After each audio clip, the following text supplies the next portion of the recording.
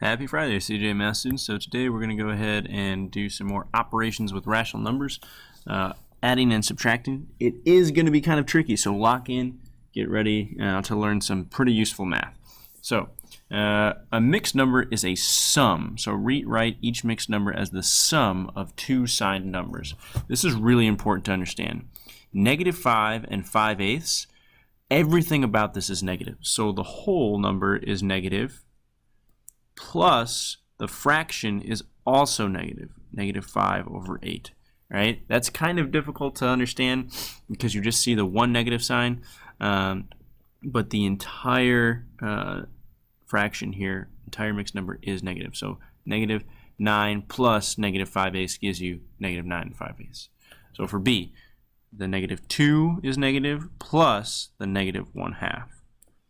And for C, this is just 8 and 11 over 11 12. It's just 8 plus 11 over 12, right? Everything's positive, very similar to what we've seen before. Okay.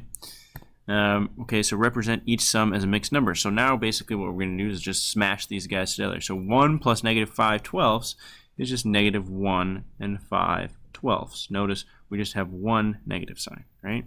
This is like saying, you have, ignore the negatives for a second. You had $1 and some change, you put them together, you have $1, 25 cents or whatever. This is not 25, but if you're just putting these guys together, you just have the same common sign out in front. So 30 and 1/8 is the same thing as putting them together, 30 and 1/8.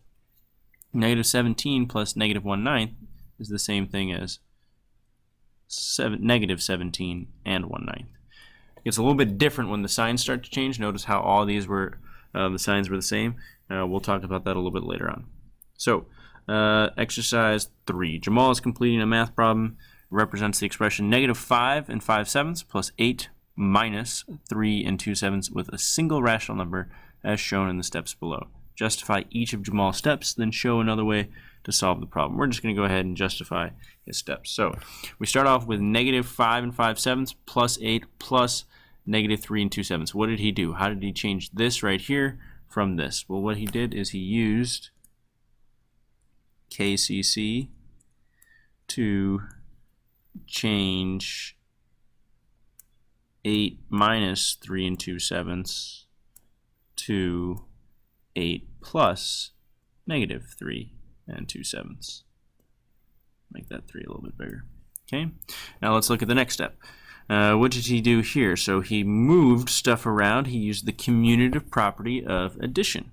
Commutative property of addition, right? The commutative property of addition states basically you can put stuff in any order that you want. It's all going to sum up to the same thing. So 5 plus 3 is the same thing as 3 plus 5. That's why -5 and 5/7 plus 8 plus -3 and 2/7 is the same thing if I just take the -3 and 2/7 and move it from the end and flip it with the 8. All right. Now we have -5 plus -5 and 5/7 plus -3 plus -2 and 2/7 plus 8. What did he do here? He split mixed numbers into sums. Right? Just like we did in the first activity, he took these mixed numbers apart and split them into sums, right? So you had -5, and then he made sure that that was -5/7, and then you had 3, and then he made sure that it was -2/7, and then he just kept the 8 exactly the same. Right? Next part, what did he do in this next part? Again, it looks like he just changed the order. It just looks like he flipped those two around. So again, commutative property of addition. The reason why we use commutative property of addition so much is because sometimes it's just easier to add things that we know first and then different things later. Like the fractions, it would make much more sense if we added those guys together first rather than trying to do the whole number in a fraction and then a fraction and a whole number. So what's he going to do? He's going to add -5 plus -2 to get -7/7. And then -7/7 is equal to 1. So both of those simplify down to -1. So he used, first of all, SSAK to get -5/7 plus -2/7 to equal -7/7, which really just equals -1. And now here, what did he do? He used SSAK again for -5 plus -1 to get -6. So used SSAK, much easier than DSSL, right? So -5 plus -1 equals -6.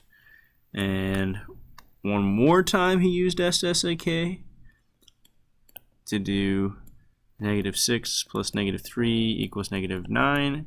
And then finally he used DSSL to do -9, plus 8 equals -1. He knows that his answer is negative because he has more negatives than positives. Awesome. 2 more problems in this video, and that will be part 1 for today. Exercise number 4. Represent the following expressions in a single rational number. So basically just saying solve it. So first what we're going to do is break this stuff up. So it's going to be -2 plus -2/5, right? Plus 3 plus, since that's positive, this is positive, 1/4. Now keep change plus a negative, so plus -3/5. The next thing I want to do is use the commutative property of addition. So everything's going to stay the same. I'm going to put this guy right next to the -2/5. So -2 plus -2/5. And now let's bring the other fraction that has a common denominator right over there. Plus -3/5. And then bring everything else that I haven't used. Plus 3 plus 1/4. Right? Oops, that should say 1/4, not 14. All right, obviously now I'm going to add -2/5 plus -3/5, right? And I'll do that right here. So I'll have -2. -2/5 plus -3/5 is plus -5/5 plus 3 plus 1/4. Some of you might be tempted to say, all right, now let's find common denominators with these two fractions. You don't actually need to do that. And here's why. Because -5/5 is just -1. So you got -2 plus -1 plus 3 plus 1/4. Hopefully you might see something about to happen.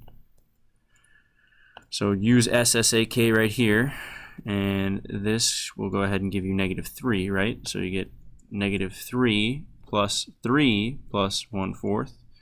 And what are the opposites? -3 plus 3 are inverses. What's -3 plus 3? That's 0. See you later. 0 plus 1/4 is just your answer, 1/4. One more problem. Jolene lost her wallet at the mall. It had $10 in it. So losing money you could represent as, let's say, -10. When she got home, her brother felt sorry for her and gave her $5.75. So plus $5.75. Represent the situation as expression, which I did. What is the overall change in amount of money? So we recognize this as DSSL. That should be apparent right off the bat. We need to subtract, so we need to do 10 minus 5.75. Remember, you add up your decimals, line up your decimals, excuse me. So we're going to borrow here. That's 10 becomes 9, and that's 10. So now 10 minus 5 is 5. 9 minus 7 is 2. Put your decimal. 9 minus 5 is 4. 425, but go back to the original problem, right? Did we have more negatives or more positives? We had more negatives. So your answer, should be -$4.25 is what she's still out. So her brother was nice to give her money, but she still lost more money than she got back. That's it for part 1. Flip over to part 2.